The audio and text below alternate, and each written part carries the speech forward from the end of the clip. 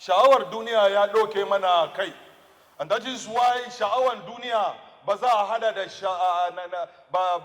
da bin Allah ba. Wanda yana bin Allah ya riga ya mallaka abubuwansa gaba ɗaya ga Allah. It is God that is in control of his life. It is God that is in control of everything that he has given him. And waɗansu ɗaya daga cikin abin da yana ɓata musu rai a church a lokacin da an ce za mu yi bayaswa kaza, to shi ne abin da zai ɓata musu rai a church. Amma in an ce yau za mu karba kaza, Bible ma ya ce ba, it is more blessed to give than to receive. But a zamaninmu, idan ba wanda sun gane ba, making sacrifice is increasingly becoming difficult for many Christians. If you are a Christian and you cannot make sacrifice, idan kai Krista ne amma ba za ka iya yin sadaukarwa ba, har yanzu baka zama Krista ba. Ina kokarin fada cewa ɗaya daga cikin abin da ya sa wannan yayi katutu shine menene sha'awar duniya. We want to have the whole world. Mutum yana da gidansa, yana da wurin kwanciyarsa, yana da ci da sha, yana da komai, but he hardly gives to God. Domin menene? Bai sani cewa God is behind all those things that he has ba. Indeed, idan mutum ya gane wannan alheri, mai ban mamaki wanda muke fada, zai gane akan cewa dukkan rayuwana da ilimina da abin da na mallaka da sauran abubuwa na same su ta wurin alherin Allah ne. You are what you are by the grace of God.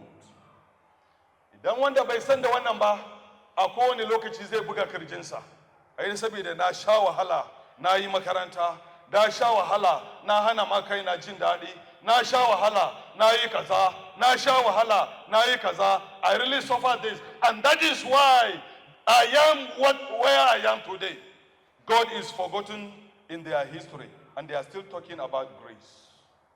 Enwa, an jawo hankalin mu gane akan cewa grace is not a permission or a license to sin.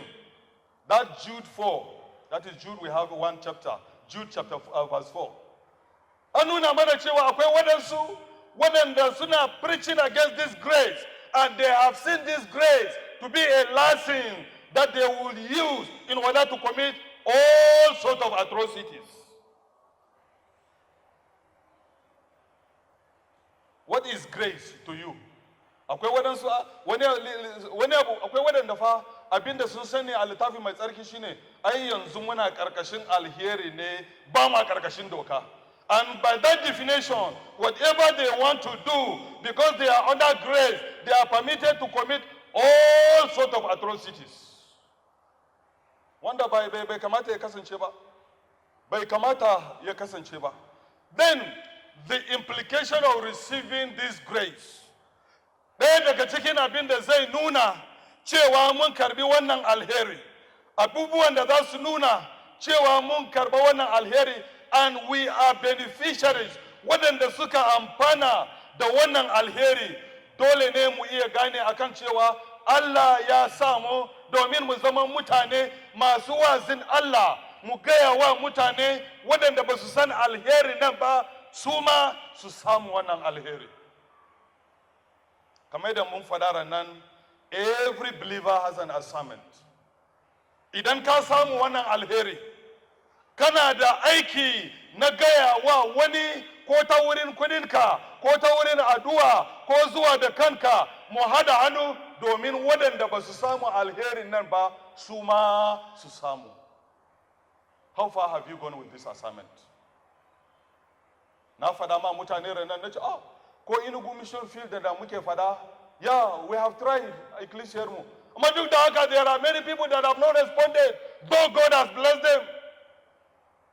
It's part of it.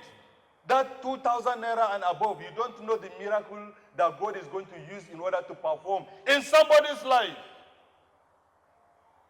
Muna manta, idan ma abin ramako ne, mun sani cewa waɗansu sun ki cin tuwo, suka ki jin daɗi, suka aika mutane, waɗansu sun mutu a hanya, sun mutu a hanya, su waɗansu sun iya sun iso kanan sun kawo mana bishara. Shi yasa yau bishara ya shafa mana mai, muna walkiya saboda roman bishara.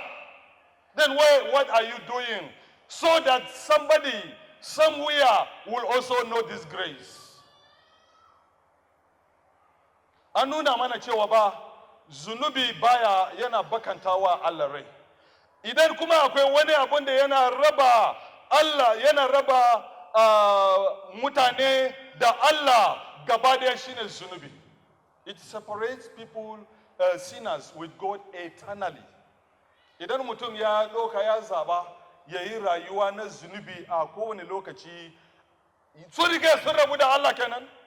Shi yasa ranan na ce idan wanda yana rayuwa a cikin zunubi sai ya zo yana yin addu'a, yana nan kamar wanda ya doki waya wanda babu ma batar a ciki, babu kudi a ciki, ba komai a ciki, sai ya sa a kunne yana ce hello, how are you, I am fine, kaza kaza kaza, kana fadan bukatunka. Meanwhile that person is not even listening to you. Wannan shine yanayin mu, domin mun bar zunubi yana rayuwa a cikin mu. Allah kuma baya jin daɗi.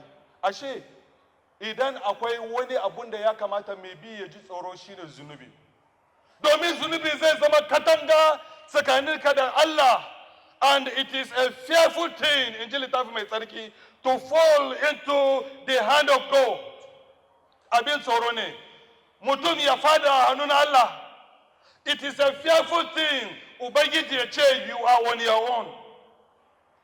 If you are a persistent sinner, you always live a sinful life, God is telling you you are on your own.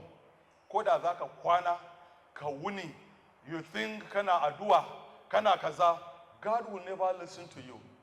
Yana ce you are on your own. Akwai waɗanda suna cikin ecclesia a yanzu, har ma suna wazi, har ma suna kungiyoyi, har ma suna membobi, ba sa fasa ecclesia da sauransu. But God is telling you, you are on your own because of unconfessed sin. Saboda wani zunubi wanda baka furta ba, baki furta ba, and God is telling you, despite all this, you cannot bribe me. You are on your own. May we never hear that in Jesus' name. I said, may we never hear that in Jesus' name. Allah bai bar mutum a cikin zunubinsa ba, shi yasa ya dawo ya zama mutum ya a cikin taurin Yesu almasihu ya zama mutum domin menene ya iya sulhunta mu da Allah ta wurin mutuwarsa. Shi yasa kullum ba idan mutum bai gane aikin Yesu almasihu akan giciye wanda yayi ba, radadin da ya sha har ya kai ga mutuwa, har ya kai ga tashinsa, wannan ita ce Christianity. Idan mutum bai gane da wannan ba, zai yi ta rayuwa ne kawai haka a zamansa na Krista, amma baya tare da Allah ba.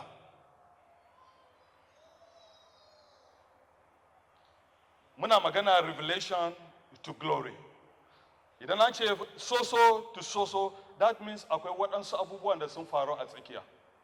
We have seen that God has revealed himself through Christ to us, and he expects much from us. Yana bukatan abubuwa da yawa a wurinmu. Yana bukata abubuwa da yawa a wurinmu. Menene muke yake bukata? Yana bukata domin mu iya gane ba cewa ba wannan ceto wanda muke da shi fa ta wurin alherinsa ne, ta wurin rahamar Allah ne muka samu wannan. Babu wanda zai buga kirjinsa ya ce ai saboda nayi kaza, saboda nayi kaza shi yasa na samu wannan ceto. So it is by God's mercy and gracious initiative, himmar alherinsa, wannan ita ce gaskiya wanda ya kamata mu samu. Ashe idan mutum wannan ya samu ba, idan mun samu wannan, it will change our lives. Zai canja rayuwarmu fiye da yadda muke tsammani. Idan mun iya gane, we must respond in humility and gratitude to God. One thing that will produce in our lives is a life of humility and is and a life of gratitude. Rayuwa na tawali'u da rayuwa na godiya. What has this grace produced in your life? Menene alheri ya iya kawo a cikin rayuwarka, a cikin rayuwarki? Waɗansu babu abinda alheri ya kawo a cikin rayuwarsu ba, domin dama ba su gane alheri nan mai ban mamaki ba. Dole ne kuma mutum ya yi rayuwa wanda zai kawo ɗaukaka ga Allah, wanda ya samu sauyawa. Kamar yadda mun fada, this grace of God is transformative. Transformative in the sense that yana kawo sakewa, yana kawo canjawa. Idan kace ka samu alherin Allah nan, but your life remains as your former life, that means you have not encountered this grace and change has not taken place in your life. Idan kana ce a'a yanzu ina da alheri din nan, amma yadda kake yi abubuwanka, zunubai da kake yi aiki da shi da, abubuwan da ana gani a rayuwarka wanda ba su da kyau da ana gani a rayuwarka har yanzu, that means ba a samu wannan canjawa din ba.